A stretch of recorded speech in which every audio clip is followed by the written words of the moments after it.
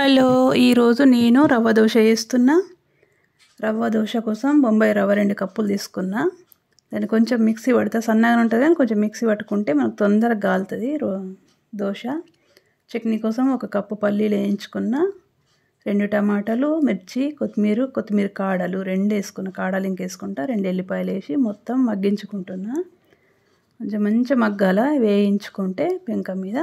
పల్లీలు వేయించినాక తర్వాత ఇవి వేయించుకుంటున్నా అదే పెంకల. ఇవి మంచిగా మగ్గాల, టమాటా అనేది ఉడికినట్టు కావాలా.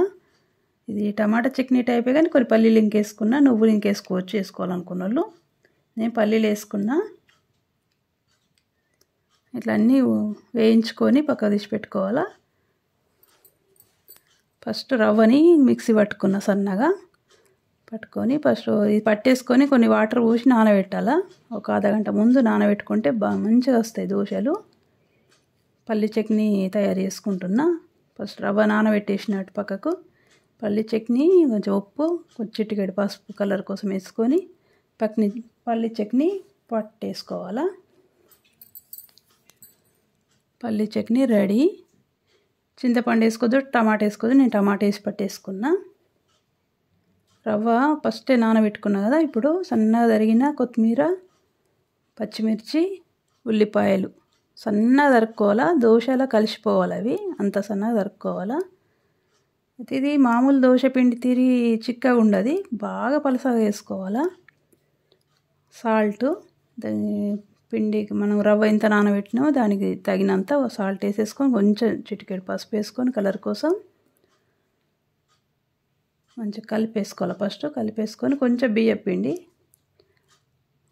అదే బొంబాయి రవ్వతోనే చేయొచ్చు, కానీ కొంచెం కవర్ కాదు, అంత ఈజీగా లేవది, ఇరిగిపోతుంది, రొట్టెలాగా అవుతుంది అది. అందుకని కొంచెం పిండి వేస్తే నూనెప్పు అనేది వస్తుంది అందులో. కొంచెం ఇంత పలసగా ఉండాలి రవ్వ దోశకు.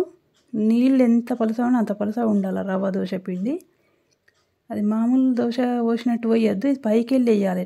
ఇట్లా పోస్తే అది రంధ్రాలు అయితే అందులో మనం నూనె వేసుకుందానికి వీలుగా ఉంటుంది. అట్లా పైకి వెళ్ళి వేస్తే చిల్లినట్టు వేయాలి దీన్ని. మనం మామూలు దోశ తిరిగి ఇట్లా నేర్పొద్దు, అట్లా పోయొద్దు. ఇట్లా పైకి వెళ్ళి పోస్తేనే ఇట్లా వస్తుంది. దాంట్లో మధ్య రంధ్రాలు అయితే దాంట్లో ఆయిల్ వేస్తే ఇట్లా మంచిగా రెడ్గా కాలుతుంది. ఇట్లా కడక్ వస్తుంది, క్రిస్పీగా వస్తుంది, మంచిగా టేస్ట్ అయితే బాగుంటుంది. మన మామూలు దోశకు చట్నీతోనే టేస్ట్, కానీ ఇది ఇట్లా ఇంకా తినేయచ్చు, కానీ కొంచెం చట్నీ అనేది చేసుకుంటాము. చట్నీ లేనిదైతే అసలు నచ్చది, అందుకని అన్నిటికీ చట్నీ చేసుకుంటాను నేను. ఇట్లా అన్నీ క్రిస్పీగా టైం బాగా పడుతుంది రవ్వ దోశకు. ఈ దోశలు మనం 4 వేయచ్చు ఆ టైంలో, 1 కాలే వరకంటే అంత టైం తీసుకుంటుంది. Crispy dosa, rava dosa ready. ఎలా ఉందో చెప్పండి. మీరు ఇంకా ఒకసారి ట్రై చేయండి.